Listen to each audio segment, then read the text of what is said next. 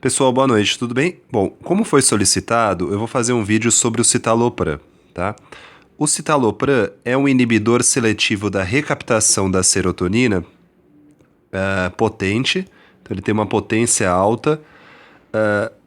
Já tenho vários vídeos explicando a inibição da recaptação, né? Mas basicamente quando você inibe a recaptação da serotonina, você aumenta esse neurotransmissor, a neurotransmissão dele de um neurônio a outro. Então você aumenta a concentração dele na fenda sináptica, consequentemente chega mais neurotransmissor para o outro neurônio. Com isso, você aumenta a transmissão de serotonina. Então, aumenta a serotonina. Bom, como o citalopram ele tem baixa afinidade pelos outros receptores, por exemplo, o de histamina, o receptor dopaminérgico, o muscarínico, os outros receptores, ele tem baixa afinidade. Então, por isso que ele tem menos efeito colateral. Então, aqueles efeitos colaterais, por exemplo, boca seca, distúrbio intestinal, a própria sedação, a questão de hipotensão que alguns antidepressivos dão, que atuam nos receptores alfa, ele tem menos esses efeitos, tá bom? Por quê? Porque ele atua mais fortemente na serotonina. Mesmo assim, ele tem os seus efeitos colaterais, tá? Então, a presença de náusea, vômito, às vezes um pouquinho de tremor.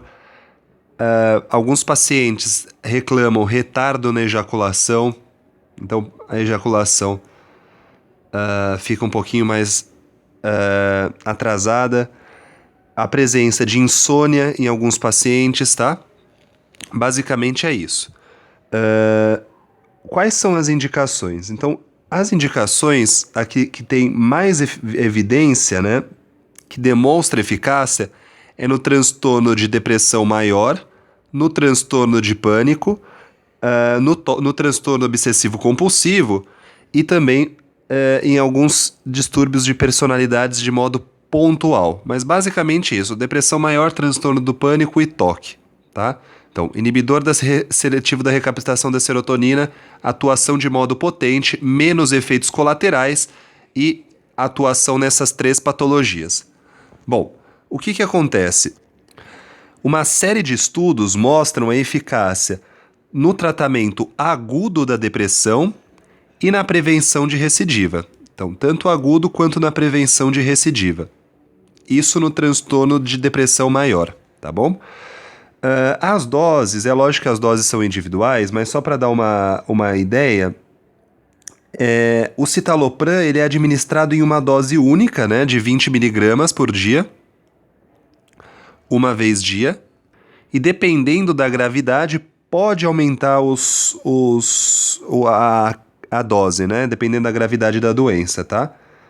Bom, o que acontece? Alguns estudos, o que eu esqueci de falar, alguns estudos recentes, eles mostram a associação do citalopram com alguma possível alteração da função cardíaca, principalmente da atividade elétrica cardíaca, né? Isso está em estudo ainda, tem alguns estudos que já trazem algumas evidências em relação a isso. Então, por isso que se aconselha que não passe em doses maior de 40 miligramas dia, justamente por essa questão.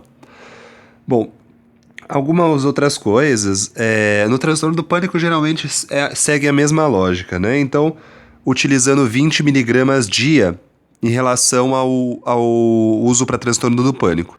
Bom, o pico máximo no sangue, né? Isso é uma questão interessante, ele vai acontecer ali mais ou menos em torno de 3 horas, tá? Ele vai ser metabolizado no fígado, né? Como nas enzimas clássicas ali na CYP3A4, como outros antidepressivos também.